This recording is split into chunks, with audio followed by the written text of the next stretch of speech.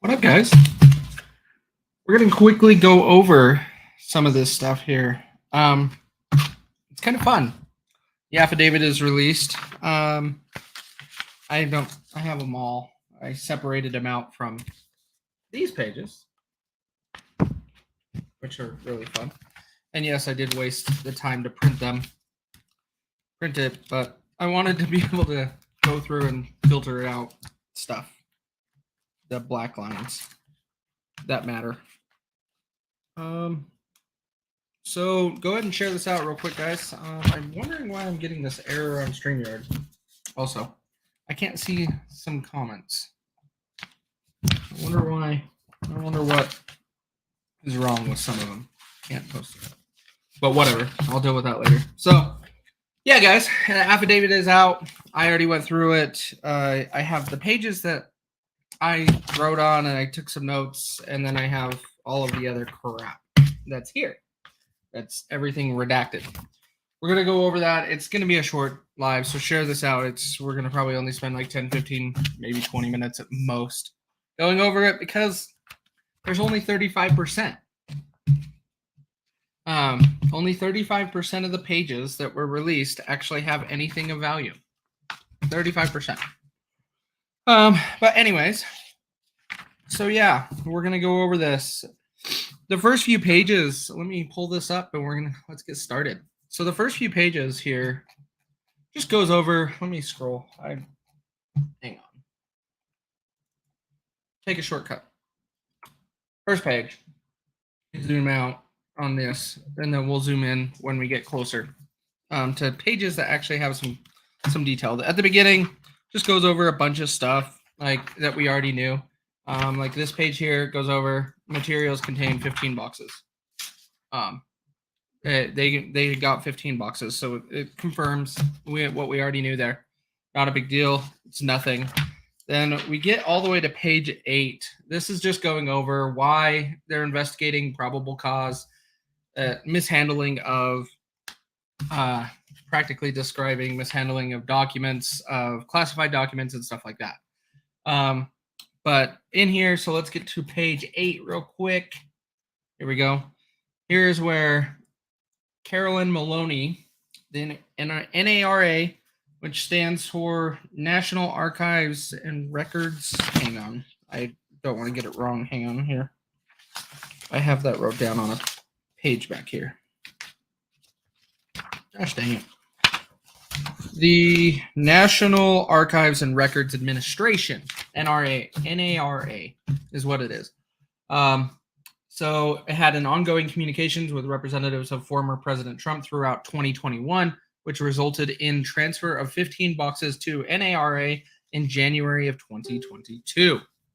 So that was already made aware of, like right here in the middle, which is interesting. And the NARA has identified items marked as classified national security information within the boxes, NSI. So yeah, they did find some information in there. Not a big deal. You would expect that from a president, right? The president would have access to information that should not be privy to us and myself and others, and yeah, so on. So not a big deal. So what? Now this one is quite funny. I posted it on my page. Let me just pull it up real quick. What this actual, come on, why are you behaving this way? This message from Trump that was released, that is in the, oh, come on, copy and paste fail. There we go. So this is what is at the top of the affidavit here. I had to go back and like super zoom in to try to make out some of these words. Like the National Archives did not find anything is what did not find anything. And so that's how I matched this up.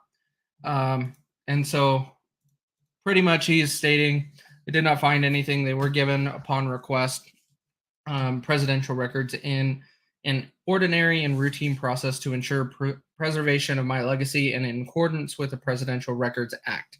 So what? So he had some documents that he was privy to, but the part that's weird is the entire thing's redacted, We don't know what they mean. We don't know anything like that. Oh, whatever. What if he supposedly have? Will we ever know? We don't know yet. Hopefully some of this stuff can come out after the investigation. So a lot of all of these redactions are redacted generally because an investigation's going on, a court case could be going on, or something like that. And so, because we actually went over this before with some court information, and we learned from Lucas with PTP when he was going over it that they'll redact stuff when there's current court cases pending, and usually use redaction codes. And we went over redaction codes back then. I don't see any redaction codes. I just assume all of this is because it's an ongoing investigation. But anyways, so page 11 in here is they just highlight a CBS article and then everything else is redacted. Like, okay, cool, thanks. They announced that there was moving trucks. Two moving trucks pulled up to the White House on January 18th of 2021. Yeah. Anybody surprised moving trucks would show up on January 18th? What happens on January 20th of 2021? Trump is no longer in office. So who cares? Why is that in here? Just because they moved the boxes? Okay, fine. Whatever. So page 17. More redactions, of course. Page 17. This one's interesting is FBI agents conducted a preliminary review of 15 boxes provided by the NARA and identified documents with classification markings in 14 of the 15 boxes. Not a big deal. And so he can have access to them. Now, one of the things I do give that's highlighted in here, I think, I can't remember what page it's on, but we'll get to it. It's actually coming up in a couple pages. It really goes over, they're not really stored properly, and that's where there's a concern. And I could understand that. I could be okay with that, but we'll get to it in a minute. So 184 unique documents bearing classification markings, including 67 documents marked confidential, 92 documents marked secret, 25 documents marked top secret.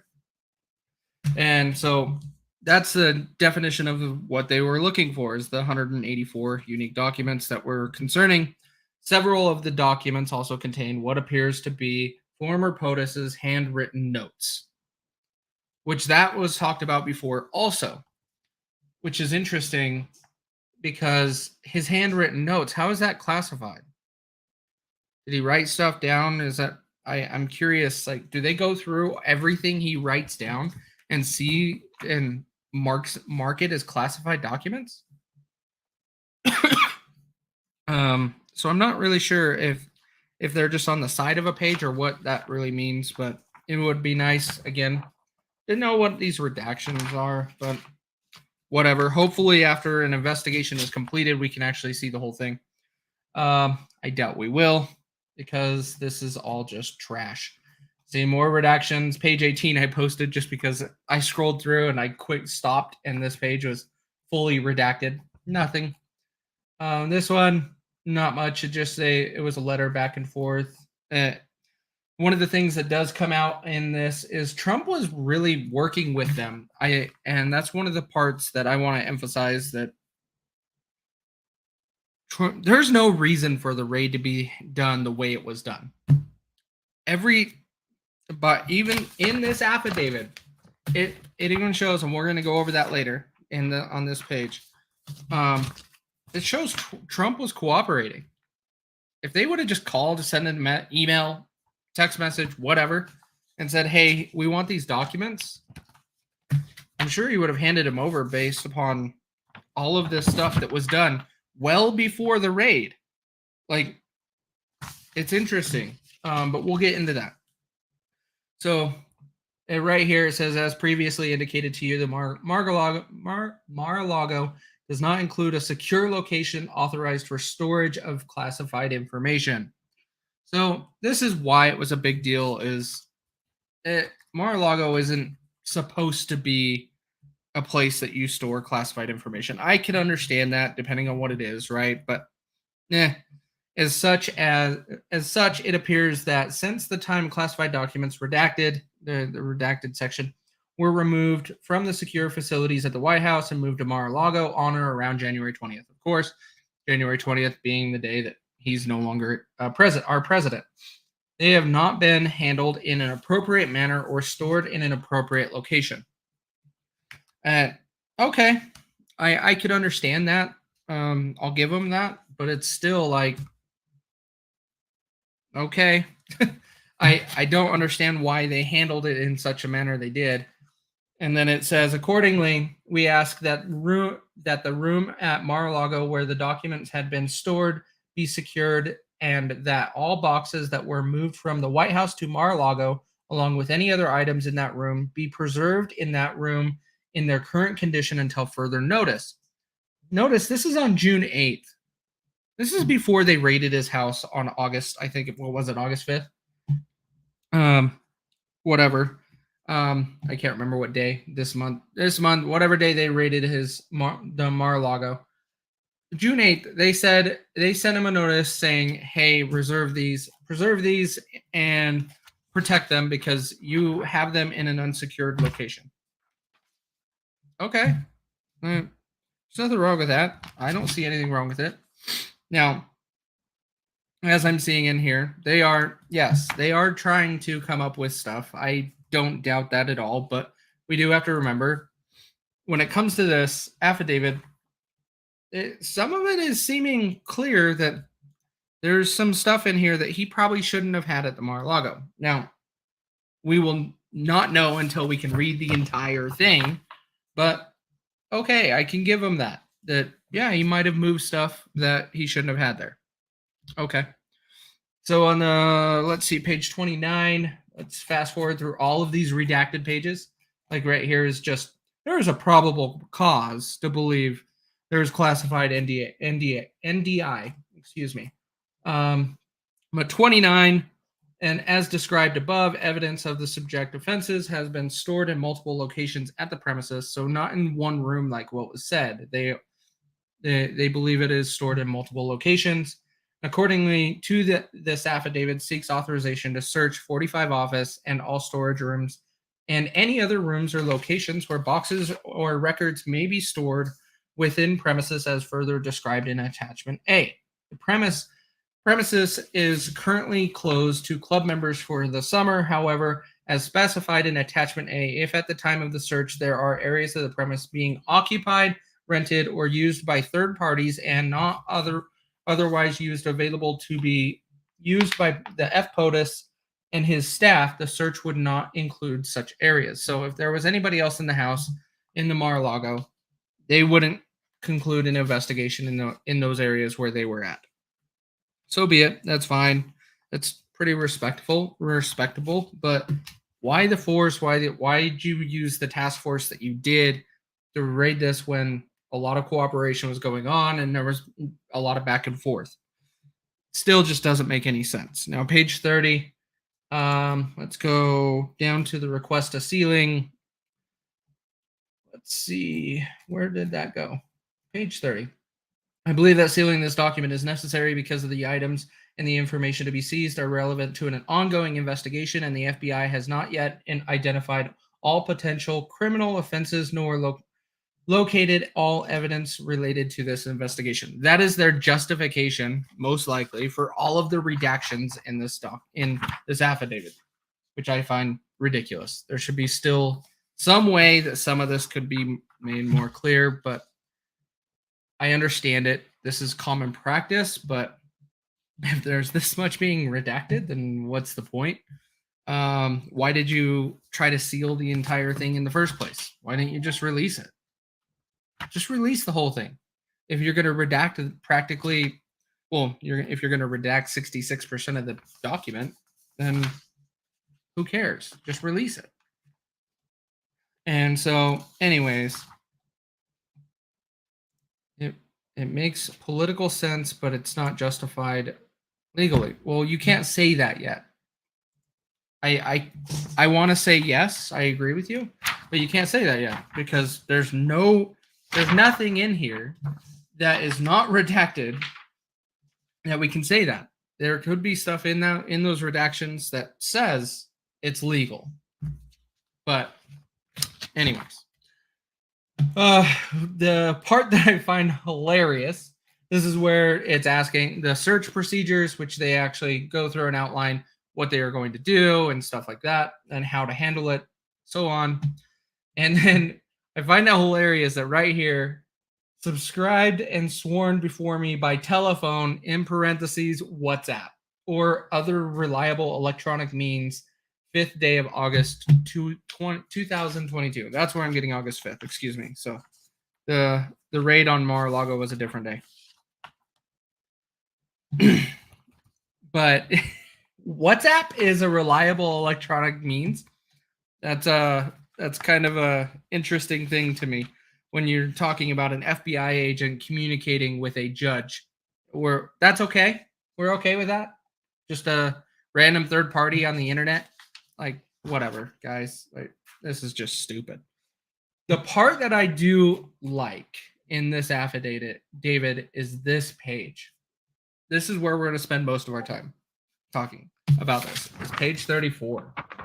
Page 34 is a letter from, I believe, Trump's lawyer or someone representing Trump. It's, we'll link the documents in the comments. Yeah, I'll throw it in here. Let me find it here.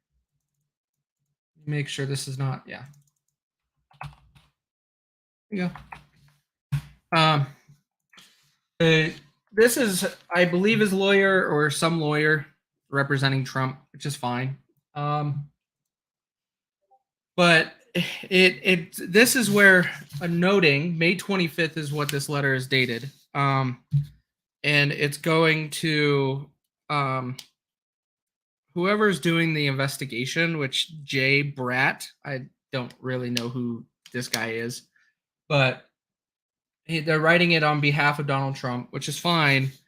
The part that I find interesting here that we need to emphasize is it says here, it is important to emphasize that when a request was made for documents by the National Archives and Records Administration, President Trump readily and voluntarily agreed to their transfer to NARA. The communications regarding the transfer of boxes to NARA were friendly, open, and straightforward. President Trump voluntarily ordered that the boxes be provided to NARA. No legal objection was asserted about the transfer. No concerns were raised about the contents of the boxes. It was a voluntary and open process. This was May 25th, and Trump even talked about it back on February 18th. Trump was working with them all along. So why do you have to show up with guns and a big raid of Mar-A-Lago? Why? Can't tell me it's nuclear codes at this point. If it was, you would have raided it a long time ago. You would have raided it in February. You wouldn't have waited until August. This is not about, and this is where Serena, this is where you and I will fall in line a little bit on how this was handled. But we can't say it's illegal. And that's the thing here, is we don't know, but it doesn't look right. This doesn't look right at all. And Trump's been working with them for months and cooperating. And then down here it says, unfortunately, the good faith demonstrated by Trump was not matched once the boxes arrived at NARA. Leaks followed, and once the DOJ got involved, the leaks continued. Leaks about any investigation are concerning, and leaks about an investigation that involve the residence of a former president who is still active on the national political scene are particularly troubling. And so this is the part that why I say this page is the most important that we know of right now out of this affidavit. Trump has been working with them forever on this. And this is all proving the MAGA supporters and the Trump supporters right. It's really starting to emphasize all of them, and you guys, like, everybody knows I'm kind of in between with him, but I don't have a lot against him. And this page alone, along with this prior communications from him, he's been working with them. So why raid Mar-A-Lago And thanks for the date in there, Trina. On August 8th, why rate it the way you did? Why didn't you just go ahead and reach out to him and be like, hey, we need this stuff? Because you knew about it. Because back here, back in the document, you outlined it wasn't stored in a secure location, blah, blah, blah. We expect it's going to be in multiple places on the premises, blah, blah, blah. All of that stuff. And it's outlined in this document. And this document had to be signed off by the judge. And so they knew about it. They knew what documents or had an idea. Why didn't you just nicely request it? Why did you have to go in and raid the place? And yes, it was a raid the way it was done. So that's my beef with this is overall, do we have any answers? No, because this entire freaking thing is practically redacted. We expected that. I'm not going to act surprised. Like, look at this. Just redacted, like everything. That's important. But the thing that stands out to me is page 34, the letter from the attorney. Trump has been working with them. Trump was trying to play nice. And then, yeah, he probably wanted to play hardball a little bit. And so this whole thing, I hate the fact that they didn't even want to release this. Like, what's the point? Just release it if it's going to be like this. Like, here's another page, and here's another page. Just release it. Why hide it? Just release it. And so all of this is just garbage. And overall, they're just going after Trump is what it seems. And this backs it up a little bit, just the page 34. But we really still don't have a whole lot to stand on other than page 34 really comes back and says Trump was working with them and they didn't want to work with him. They just wanted to strong arm him. That's what it is. But anybody got any questions real quick? It looks like we went through that pretty quickly in about 20 minutes as I anticipated. So it didn't take long to go through the whole affidavit, but what do you expect when over 60% is blacked out? It's really ridiculous. And it's not ridiculous that it's blacked out. It's ridiculous that they just didn't release it in the first place and they tried to hide it. So now you brings up more reason to question. Just freaking release it if it's going to be this way. Anyways, guys, have a great weekend. And if I find out any more, I'll definitely give you guys an update. But seems like we got what we got, and we're just going to see what's going to continue with it. And we'll talk to you guys later.